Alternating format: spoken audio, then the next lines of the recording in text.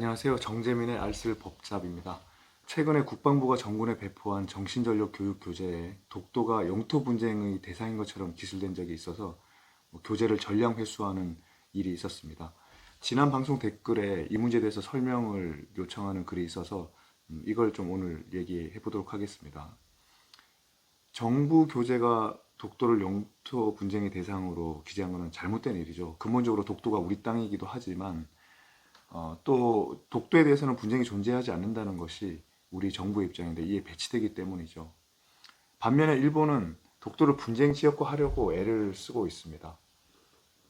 왜 그렇게 하려고 하고 있을까요? 여기서는 그 이유를 좀 국제법적인 관점에서 분석을 해보려고 합니다. 우선 법을 떠나서 일반적 상식적인 차원에서 한번 생각해 보시죠. 정치판이든 스포츠계든 사회생활에서든 급이 높은 사람은 급이 낮은 사람과 싸우려고 하지 않습니다. 그렇게 싸우는 것 자체가 상대방과 대등한 입장에 서는 셈이기 때문에 급이 높은 사람 입장에서는 손해죠. 반대로 급이 낮은 사람은 되도록 급이 높은 사람과 맞붙으려고 합니다. 그래야 자기 몸값이 올라가고 이익이 생기는 거죠. 손해 볼 거는 적은 반면에 우리나라는 독도를 실효적으로 지배하고 있어서 이미 우월한 지위를 점하고 있습니다. 우리나라가 언제부터 독도에 경비대를 주둔시키고 있는지 아십니까? 1954년부터입니다. 1953년부터 일본 공무원들이 10번 이상 배를 타고 상륙을 해서 자기 나라가 주권을 행사하고 있다는 흔적을 남기려고 되게 애를 썼습니다. 그래서 글을 적은 팻말을 꽂아놓고 했습니다. 그것은 그 무렵부터 국제재판소 판례가 영토의 귀속 판단 기준으로 주권 행사를 얼마나 했느냐를 중시하기 시작했기 때문입니다. 그래서 이걸 막으려고 우리 정부는 1954년에 무장한 병력을 독도에 주둔시켰고 그때 일본 수시선하고 총격전이 생긴 경우도 있었습니다. 아무튼 우리가 독도에 병력을 상주시킨 이후로 이것은 어떤 현실적으로 굉장히 우리에게 유리한 위치를 가져다 주었습니다. 땅 문제에 있어서는 땅을 차지하고 있는 쪽이 훨씬 유리할 수밖에 없습니다. 특히 시간이 갈수록 유리하게 됩니다. 일본은 독도를 분쟁 지역화하려고 합니다. 분쟁 지역화 자체가 목적이 될 수는 없습니다. 그러면 분쟁 지역화를 해서 그 다음 단계로 일본은 뭘 하려고 하는 걸까요? 근데 이거는 상당히 국제법적인 함의가 큰 문제입니다. 우선 유엔 헌장 33조를 보면 당사국들은 국제 평화에 위협이 되는 분쟁이 생기면 협상, 화해, 중재, 재판과 같은 평화적인 방식으로 해결해야 될 의무를 부과하고 있습니다. 유엔이 나서서 재판 가라고 권고한 적도 있습니다. 이렇게 되면 우리는 굉장히 불편해지는 상황이 되는 거죠. 원래 영토 문제는 협상으로 해결될 리가 없고요. 과거에는 항상 전쟁으로 해결하게 되었습니다. 지금 러시아 우크라이나 전쟁도 표면적으로는 자유권 행사라는 거지만 실질적으로는 영토 분쟁입니다.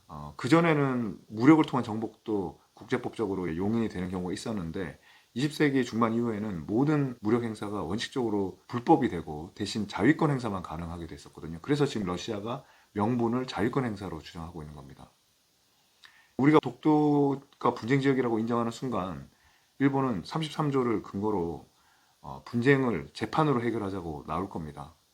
일본이 독도를 뺏으려는 방법은 딱 두 가지밖에 없습니다. 전쟁을 하거나 재판을 하는 건데 전쟁은 불법이기 때문에 이제 재판을 하자고 하려는 겁니다. 일본은 이미 세 차례나 ICA에서 재판을 하자고 제안한 적이 있습니다. 아까 말했던 1954년에 우리가 독도에 병력을 주둔시킨 직후에도 그랬고요. 1962년에 한일 회담이 진행될 때도 그랬고요. 2012년에 이명박 대통령이 독도를 방문한 직후에 항의를 하는 국면에서도 ICA에 가자고 제안을 한 적이 있습니다. 제가 그때 외교부에 독도 법률 자문관으로 파견되어 있어가지고 그때 그 긴박했던 그 상황들을 경험한 적도 있습니다. 제가 외교부에 있을 당시에 2012년에 독도를 처음 갔는데요. 외교부 직원들하고 나를 이미 준비해서 딱 받아놓고 있었는데 저희는 그 날에 알게 되는데 이명박 대통령이 이제 헬기를 타고 저희는 배를 타고 갔지만 헬기를 타고 거기 갔다가 또 왔습니다.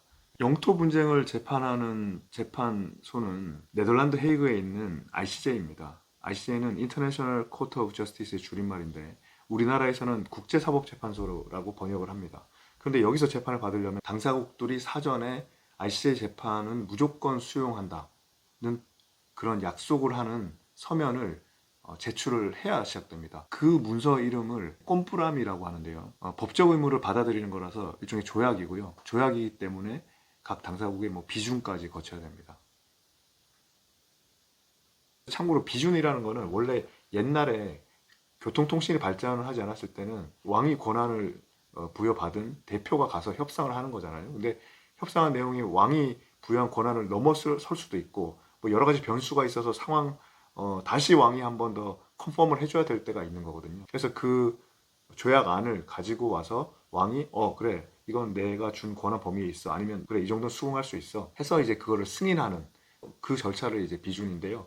지금까지도 계속 이어지고 있는 겁니다. 일본은 왜 자꾸 ICJ에 가서 재판을 받으려고 할까요? 일본은 1961년부터 계속해서 일본인 재판관을 배출해 오고 있었고요. ICJ의 기부금도 제일 많이 내는 국가였습니다. 반면 우리나라는 아직 ICJ 재판관을 배출하지 못하고 있고요. 일본은 ICJ 재판을 한 적도 있습니다. 그러니까 일본은 ICJ에 가면 유리하다고 생각할 수밖에 없는 거죠. 또 보다 근본적으로는 일본 입장에서는 가만히 있으면 독도를 가져올 수 있는 방법이 하나도 없는데 소송을 하면 어느 정도는 생기니까 하자고 하는 것이죠. 그렇지만 우리는 이겨야 본전이기 때문에 그런 소송을 할 이유가 하나도 없는 겁니다. 국내에서도 땅을 못 가진 사람이 소송을 하자고 하는 거지 땅을 가지고 있는 사람이 소송을 하는 경우는 없습니다. 그렇기 때문에 일본은 분쟁지 역할을 하는 겁니다. 독도가 분쟁지역이라는 인식이 확산돼야 일본이 ICJ를 가려는 명분이 커지고 그걸 거부하는 우리 쪽이 불편해질 거라고 생각하는 겁니다. 저는 2014년부터 15년 사이에 헤이그에 있는 ICTY라는 유고 전범을 재판하는 국제재판소에서 일을 했는데요. 제가 살던 집이 ICJ 바로 옆에 있었습니다. 그래서 한 20분 정도 되는 그 출근길을 걸어서 갔는데요. 근데 거의 매일 아침에 저의 맞은편에서 80대 노인이 저를 마주보고 천천히 막 걸어왔습니다. 근데 그분이 바로 일본인 ICJ 재판관이자 또 ICJ 소장까지 지낸 오하다 히사시라는 분입니다. 원래 일본 외무성에서 사무차관까지 지내고 유엔 대사도 했던 그런 분인데요. 이분의 그 딸이 더 유명합니다. 딸이 마사코라고 지금 왕비입니다. 마사코도 원래는 외교관이었는데 황태자하고 결혼을 하면서 아예 직업을 놓았죠. 그래서 뭐 우울증에 걸리기도 하는 일도 있었습니다. 근데 매일 아침 이분을 만나면서 제가 그분을 누군지 아니까 가서 한번 그 인사를 드릴까 고민을 했는데 그게 약간 뜬금없는 것 같기도 하고 좀 결례일 것 같기도 하고 뭐 그래서 실천을 하지는 못했습니다. 우리나라도 ICJ 재판관을 배출하는 시도를 해야 됩니다. 뭐 국제법에 정해진 건 아니지만 관행적으로 15명 재판관 중에 3명을 아시아가 가져왔는데요. 중국은 항상 P5라고 이제 펄머넌 멤버라고 해서 상임이사국이어서 항상 가져가고 일본은 또 뭐 이런저런 이유로 계속 해왔고 근데 아시아 몫으로 남은 자리가 한 자리가 있는 셈인데 우리나라가 그걸 하면 아시아 중에서 동북아시아만 다 가져가게 되는 거죠. 그래서 이제 그 나머지 한 몫은 이 남쪽에 있는 다른 그 국가들이 차지하는 것이 관행이었는데요. 그래서 저희는 현실적으로 일본 재판관이 임기가 마치면 거기에 들어갈 노력을 할 수밖에 없습니다. 그럼 이제 일본 재판관이 언제 임기를 마치냐? 아까 오하다 히사시 재판관은 2003년부터 재판관을 했는데 임기가 9년이니까 한 번 더 연장을 했습니다. 그래서 원래는 2021년까지가 임기입니다. 그런데 오하다 재판관이 2018년에 갑자기 그만둡니다. 왜냐하면 자기 사위가 그때 일본 왕으로 즉위했기 때문입니다. 그러니까 일본은 또 재판소의 당사국이 될 수 있는데 그 판사가 재판관이 그 일본 왕의 장인이면 좀 중립성의 문제도 있고 일본 평판도 좀 훼손될 수 있다고 해서 스스로 이제 그만두셨는데요. 뭐 이건 제 추측이지만 사실 오하다 히사시 재판관도 그 연로한 몸으로 계속 헤이그에서 외국 생활을 하면서 특히 헤이그는 겨울이 굉장히 어둡고 햇빛이 없고 이래서 건강이 굉장히 안 좋아지고 우울증에 걸리기도 하거든요. 그 헤이그에 있는 재판관들은 한두 분은 병원에 입원해 계실 때도 있고요. 헤이그는 그 긴 겨울에 계속 견디기는 것이 쉽지 않기 때문에 본인도 더 있고 싶지도 않았을 수도 있습니다. 3년 임기를 남겨놓고 사임을 했기 때문에 다시 3년 임기를 위한 재판관을 뽑았는데요. 일본 동경대 국제법 교수인 이와사와 유지라는 재판관이 뽑혔습니다. 한 번 뽑히면 재선은 수월하기 때문에 또 3년 뒤인 2021년에도 재선이 되었습니다. 그러니까 이제 2030년이면 임기가 끝납니다. 2030년에는 꼭 우리나라도 ICJ 재판관 배출하는 시도를 했으면 좋겠습니다. 돼도 좋고 안 되더라도 다음번에 또 도움이 됩니다. 자, 지금까지 얘기를 정리해 보면요. 일본이 독도를 분쟁 지역화하려는 이유는 결국 ICJ 재판으로 가서 이겨보려는 겁니다. 그래서 우리는 분쟁 지역화에 말려들면 안 됩니다. 그런데도 한때 우리나라에서 애국심 큰 분들이 ICJ에 가서 결판을 내자라는 목소리를 낸 적도 있습니다. 그런데 그거는 굉장히 위험한 일이죠. 왜냐하면 재판은 스포츠 경기 같은 성격이 있어서 항상 진실이 이기는 것은 아니거든요. 우리가 자식같이 가장 소중한 것은 조금의 위험에도 노출하지 않습니다. 또 한 10년, 20년 전에는 외국에 나가서 독도를 알리는 활동을 하는 사람들이 굉장히 많았습니다. 뉴욕 한복판에 독도가 우리 땅이라는 광고판을 설치한 적도 있었죠. 우리 정부에도 독도를 홍보하라는 요구가 빗발쳐서 정부도 마지못해 한 적도 있었죠. 그렇지만 외국인들에게 독도가 우리 땅이라고 계속 말하면 오히려 분쟁 지역화에 일조할 위험이 있습니다.